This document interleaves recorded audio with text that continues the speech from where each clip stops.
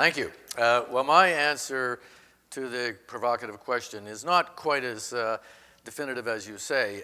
It's not quite yet are they obsolete, but it is inevitable that they will be obsolete. And if you look at the paper, and what I'm about to say is largely in it, is that our view is that some of the instruments that government has used to promote Canadian content will be rendered obsolete by the move technological change will bring about. And we need a transition period, we need a roadmap, we need a review to tell us how to get to where we need to be to protect the basic aspects of Canadian culture that we want to protect, and we need to start quickly. And I guess I am also of the view that we need to break the mold of incrementalism, that I've said in other forums, I'll say here, that I do find, and I don't want to prejudge what my friends, the ostriches, will say, but there is an element of, in this business, by the way, just as there was in the telco business,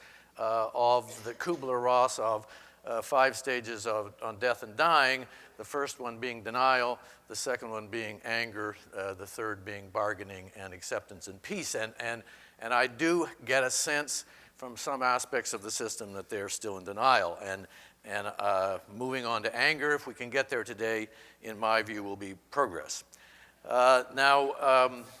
When we started out doing this paper, I want to give you a little bit of background on that, and I don't have a lot of time.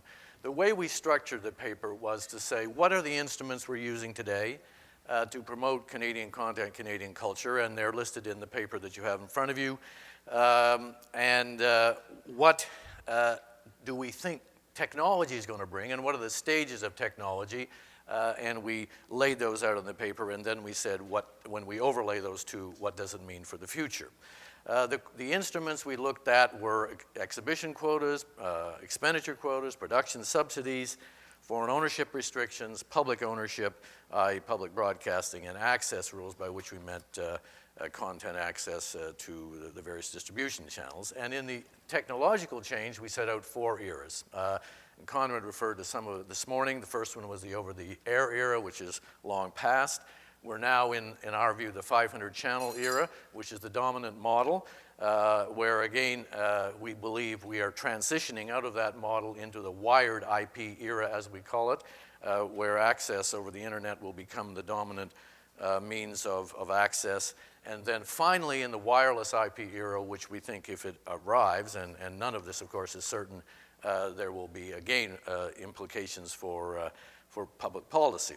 And if we look at those 4 eras and we look at the instruments, the conclusion we have come to is that exhibition quotas, expenditure quotas, and foreign ownership restrictions will not be effective in the wired IP world or in the wireless IP world, whereas the other ones will be. So that raises the challenge for us. What do we do about this? And in our view, again, when we sat back, fundamental to our thesis is that we are moving from a push world to a pull world. And by that, obviously, that says we're moving from a supply-side world to a demand-side world, where the consumer is going to have the choice.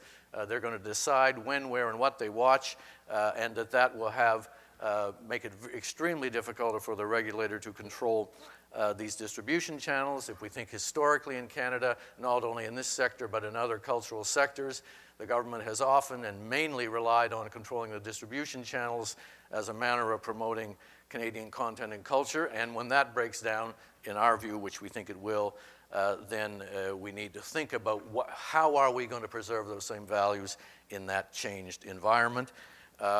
And that is why, again, we think, as if you probably haven't had a chance to read the paper, but we say expenditure and the time quotas should be phased out in 5 years, that we should be looking immediately at what we're going to use to replace that, whether they're direct production quotas. We think it has important implications for public broadcasting, that needs to be revisited as well, and that we need to get on with its job quickly. And in the end, this is all about rents. And it always is in a market system, is who captures what share of the rents. And that's fundamentally what is at issue here in our view. And we think that that, to be honest, that the content owners may actually ultimately prove to be the most powerful force here. As someone said to me recently, never underestimate the power of the Hollywood studios, which I think is true. But it is all about the rents, and we can't, and I think in the past, in particular in the quota system, that we've used the indirect subsidy that they provided as a means of allocating rents. And as those rents diminish through competition or other means, then we need to be very, very careful that we don't impose costs and burdens on the licensees, which will only make the situation worse. So that's another reason in our view, because we see over time that the rents that have been in the system that have been able to be allocated to promote Canadian content are going to be diminishing. Now, in our proposal, again, and I hope you'll read it all, I think we thought it was relatively fair in the sense that everybody had to put a little water in their wine. Not everybody gets what they want, but we need to work together here, I think, because we also took the assumption that the objectives in the Broadcasting Act are given. We're not proposing they change. And we also took the position that technological change doesn't mean that Canadians will value Canadian content or Canadian voices any less than they did before. The question is, if the instruments we're using are not going to be effective, what do we do to replace them, and how do we ensure that we continue to support Canadian culture and content? So I would say to you, don't stay in the denial mode. Be confident. No, don't be incremental. Technology, remember, is more powerful than the regulator will ever be. And I know, living inside Bell, where we were facing a disruptive technology, you are too. And it's easy to identify disruptive technologies. It's far harder to figure out what to do about it. So as a parting answer to you, I would say, quoting from a song from Stevie Wonder, would you like to go with me down my dead-end street? Would you like to come with me to village ghetto land? Now, some folks say that we should be glad for what we have.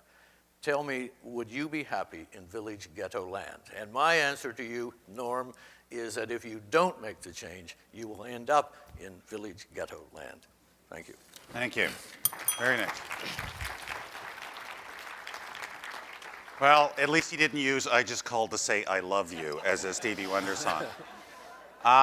Judges, scale of 1 to 10, maybe we will allow half marks, 7.5 if you like, to have some separation. So could you please write your marks down, the markers, and then please show them to the audience, and maybe to the audience. What is that? You can't give a 6.9. It has to be a half mark, Paul. I'm going to call that a 7. It's a 7. 6.5.